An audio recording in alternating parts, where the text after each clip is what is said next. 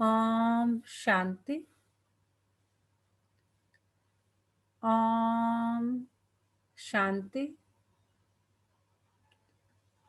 ओम शांति। बिल्कुल रिलैक्स होकर बैठें। बुद्धि को चारों तरफ से हटाकर पूरा ध्यान भ्रिकुटी के मध्य में। ये मुझ आत्मा का निवास स्थान है। मैं आत्मा इस शरीर की मालिक हूँ। मैं आत्मा इन कर्मेंद्रियों की मालिक हूँ।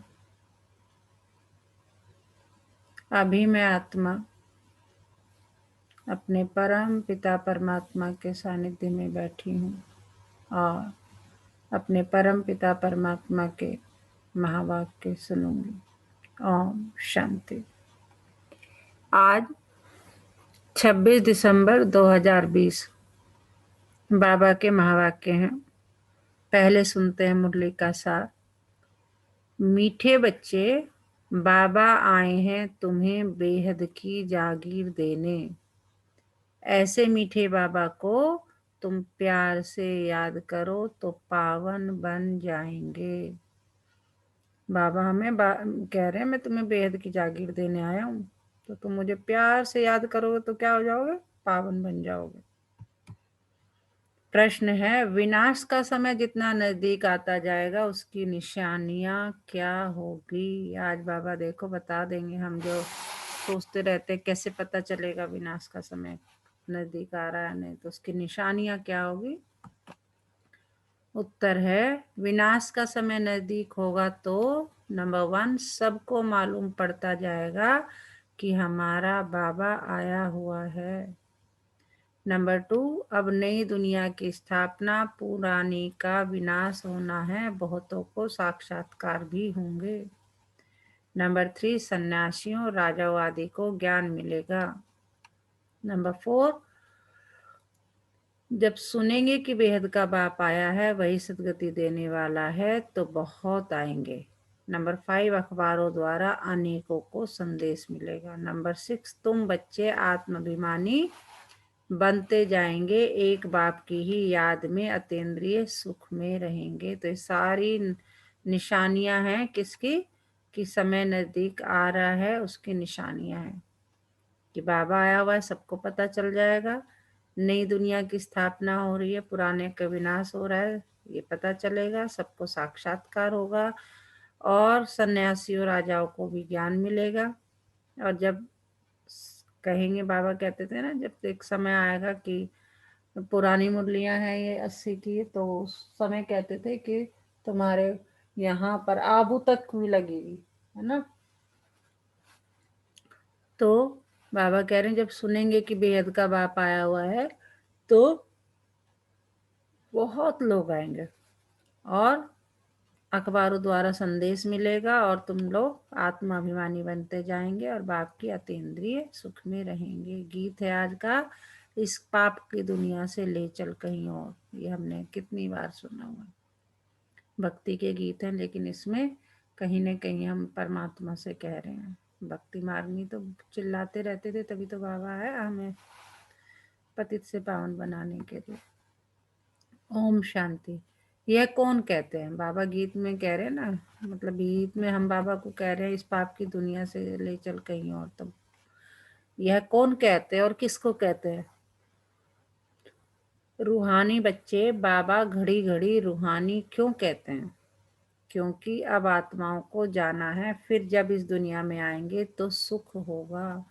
आत्माओं ने यह शांति और सुख का वर्षा कल्प पहले भी पाया था, और फिर यह वर्षा रिपीट हो रहा है। रिपीट हो तब सृष्टि का चक्र भी फिर से रिपीट हो। रिपीट तो सब होता है ना, जो कुछ पास्ट हुआ है सो रिपीट होगा। यूं तो नाटक भी रिपीट होते हैं, परंतु उनमें चेंज भी कर सकते हैं। कोई अक्षर भूल जाते हैं तो बनाकर डाल देते हैं, इसको फिर बायोस्कोप कहा जाता है। इसमें चेंज नहीं हो सकती। यह अनादि बना बनाया है, उस नाटक को बना बनाया नहीं कहेंगे। इस ड्रामा को समझने से फिर उनके लिए भी समझ में आ जाता है। बच्चे समझते हैं जो नाटक आदि सभी देखते हैं वह सब हैं झूठे। कलयुग में जो चीज देखी जाती है वह सतयुग में होगी नहीं। सतयुग में जो हुआ था सो फिर सतयुग में होगा। यह हद के नाटक आदि फिर भी भक्ति मार्ग में ही होंगे। जो चीज भक्ति मार्ग में होती है वह ज्ञान मार्ग अर्थात सतयुग में नहीं होती। तो अभी बेहद के बाप से तुम वर्षा पा रहे हो। बाबा ने समझाया है एक लौकिक बाप से और दूसरा पारलौकिक बाप से वर्षा मिलता, बाकी जो अलौकिक बाप है उनसे वर्षा नहीं मिलता। वह है यह खुद उनसे वर्षा पाते हैं। अलौकिक बाप से वर्षा नहीं मिलता, यह खुद ब्रह्मा बाबा की बात कर रहे हैं, ये खुद उनसे वर्षा पाते हैं। यह जो नई दुनिया की प्रॉपर्टी है वह बेहद का बाप ही देते हैं, सिर्फ इनके द्वारा। ब्रह्मा द्वारा जो है नई दुनिया की प्रॉपर्टी हमें मिलती है। इनमें इनसे अडॉप्ट करते हैं इसलिए इनको बाप कहते हैं। भक्ति मार्ग में भी लौकिक और पारलौकिक दोनों याद आते हैं। यह अलौकिक नहीं याद आता क्योंकि इनसे कोई वर्षा मिलता ही नहीं। बाप अक्षर तो बरोबर है परंतु यह ब्रह्मा भी रचना है ना। बाबा कह रहे हैं ब्रह्मा भी मेरी रचना है। रचना को रचता से वर्षा मिलता है। तुमको भी शिव बाबा ने क्रिएट किया है, ब्रह्मा को भी उसने क्रिएट किया है। वर्षा क्रिएटर से मिलता है, वह है बेहद का बाप। ब्रह्मा के पास बेहद का वर्षा है क्या? बाप इन द्वारा बैठ समझाते हैं इनको भी वर्षा मिलता है, ऐसे नहीं वर्षा लेकर तुमको देते हैं। बाप कहते हैं तुम इनको भी याद न करो, यह बेहद के बाप से तुमको प्रॉपर्टी मिलती है। बाबा कह रहे इन्हें भी याद करने की दरकार नहीं है, मुझे याद करो सीधा। हाँ लेकिन इन्हें भी रेस्पेक्ट दो क्योंकि मैं इनके तन में आया हूँ। निमित्त तो यही बने हैं ना तुम्हें वर्षा देने के।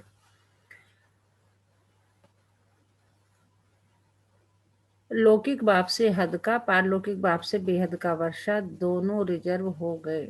शिव बाबा से वर्षा मिलता है, बुद्धि में आता है। बाद की ब्रह्मा बाबा का वर्षा क्या कहेंगे, बुद्धि में जागीर आती है ना। यह बेहद की बादशाही तुमको उनसे मिलती है। वह है बड़ा बाबा। यह तो कहते हैं मुझे याद नहीं करो, मेरी तो कोई प्रॉपर्टी है नहीं जो तुमको मिले। जिससे प्रॉपर्टी मिलनी है उनको याद करो। ब्रह्मा बाबा भी कह रहे हैं भाई मेरे पास कोई प्रॉपर्टी नहीं है।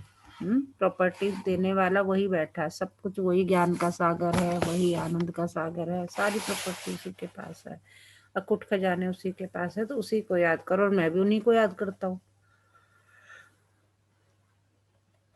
ब्रह्मा बाबा कह रहे हैं मैं भी उन्हीं को याद करता हूँ। तो बाबा कह रहे हैं जिससे प्रॉपर्टी मिलनी है उनको याद करो। वही कहते हैं मामे कम याद करो। लौकिक बाप की प्रॉपर्टी पर कितना झगड़ा चलता है। यहाँ तो झगड़े की बात नहीं, बाप को याद नहीं करेंगे तो ऑटोमेटिकली बेहद का वर्षा भी नहीं मिलेगा। बाप कहते हैं अपने को आत्मा समझो।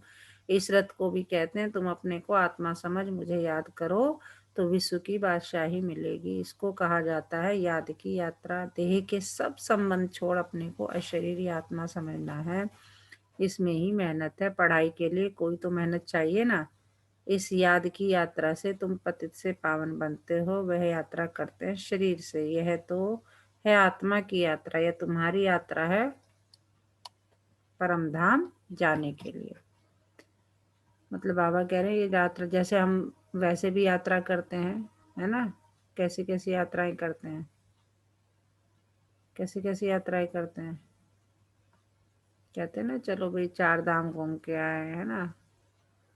कहीं देवी के दर्शन के लिए, कहीं केदारनाथ, कहीं बद्रीनाथ, कहीं भी, मतलब सबके अपने अपने अलग डेस्टिनेशंस होते हैं। तो बाबा कहते हैं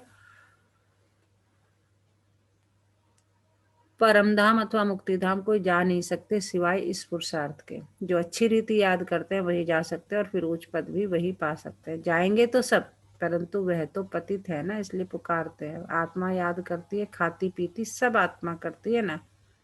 इस समय तुमको देही अभिमानी बनना है, यही मेहनत है। बगैर मेहनत तो कुछ मिलता नहीं। है भी बहुत सहज परंतु माया का अपोजिशन होता है। किसकी तकदीर अच्छी है तो झट उसमें लग जाता है। कोई देरी से भी आएंगे, अगर बुद्धि में भी ठीक रीति बैठ गया तो कहेंगे बस हम इस रूहानी यात्रा में लग जाता हूँ। ऐसे तीव्र वेग से लग जाएं तो अच्छी दौड़ी पहन सकते हैं। घर में रहते भी बुद्धि में आ जाएगा, तो बहुत अच्छी राइट बात है। हम अपने को आत्मा समझ पतित पावन बाप को याद करता हूँ।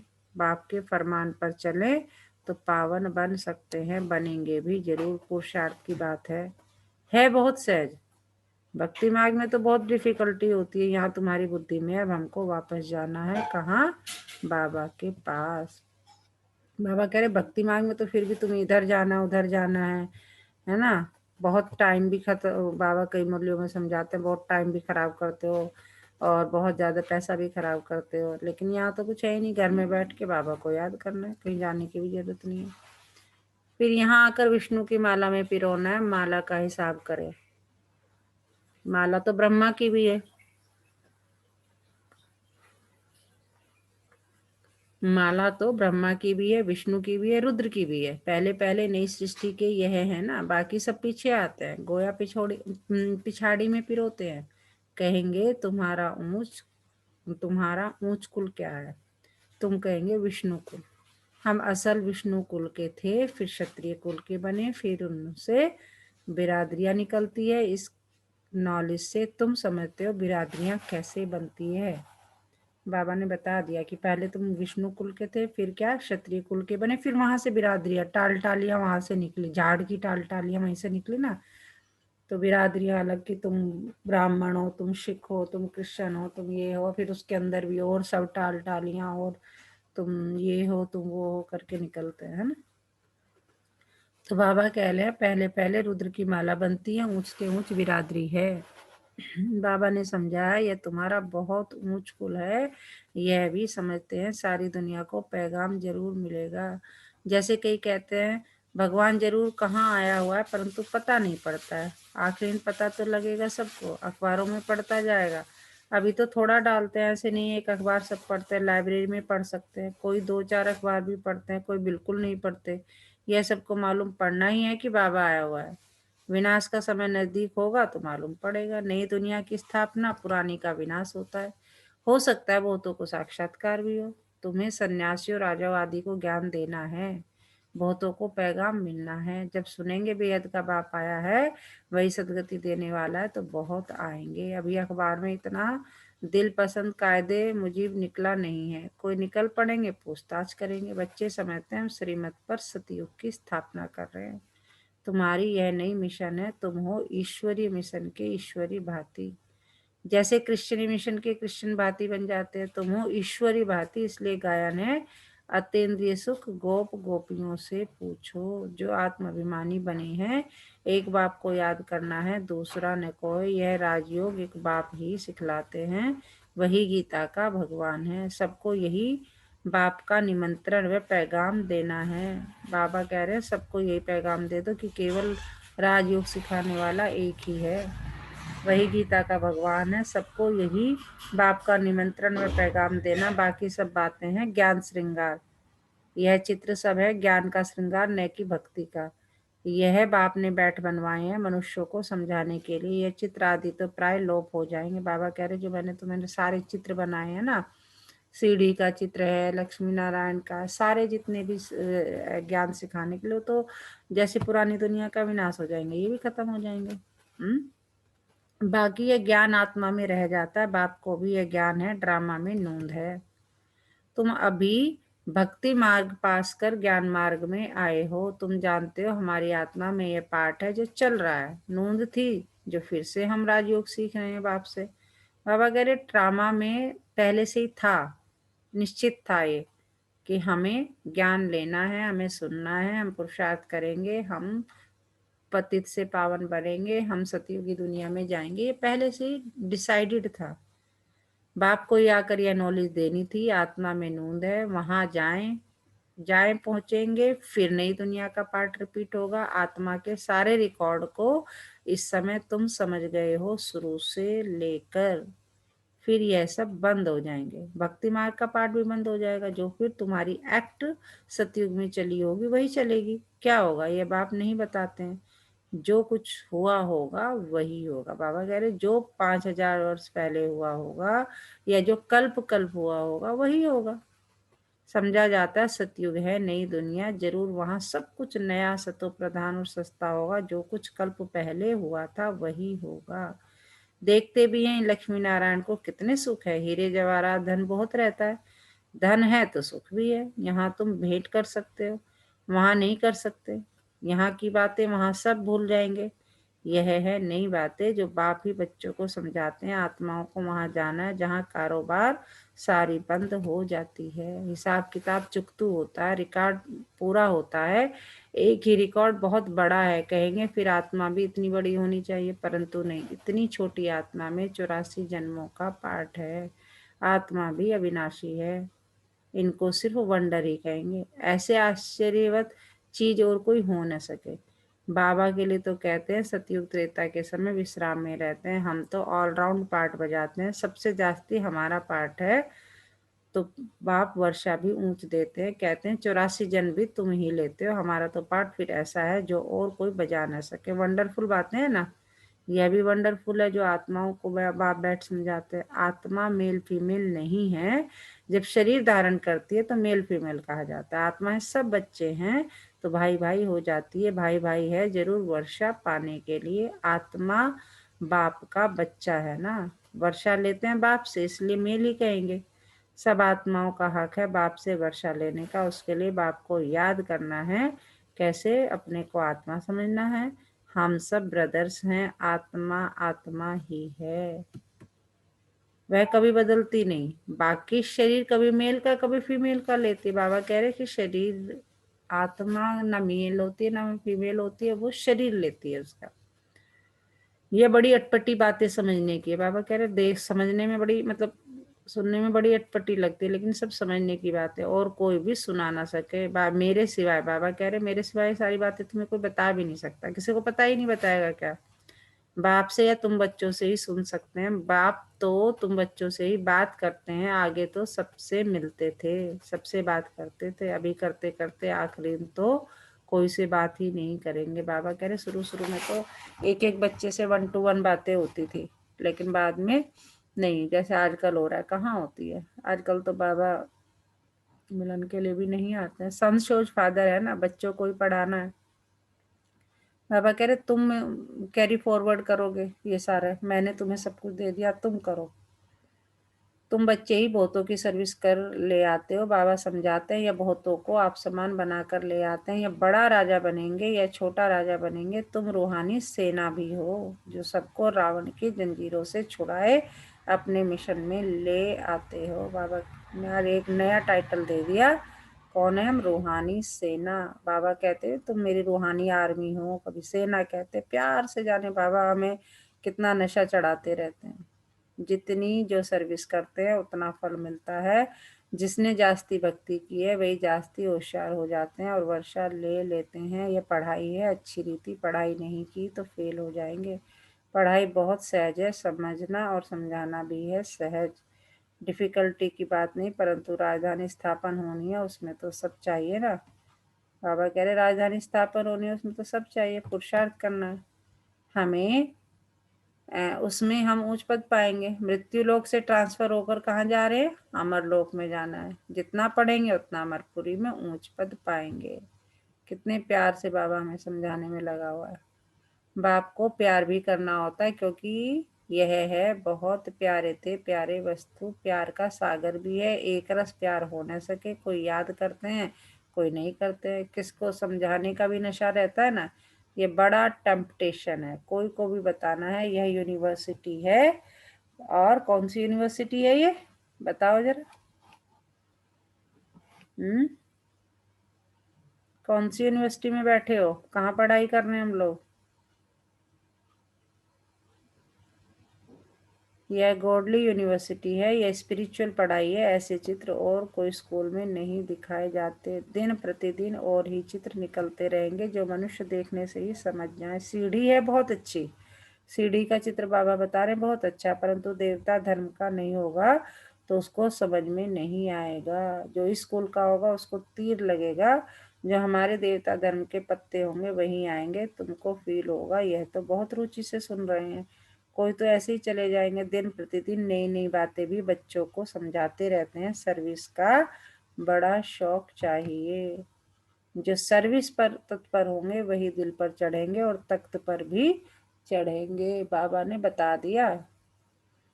आगे चल तुमको सब साक्षात्कार होते रहेंगे, उस खुशी में तुम रहेंगे। दुनिया में तो हाहाकार बहुत होना है, रक्त की नदियां भी बहनी है।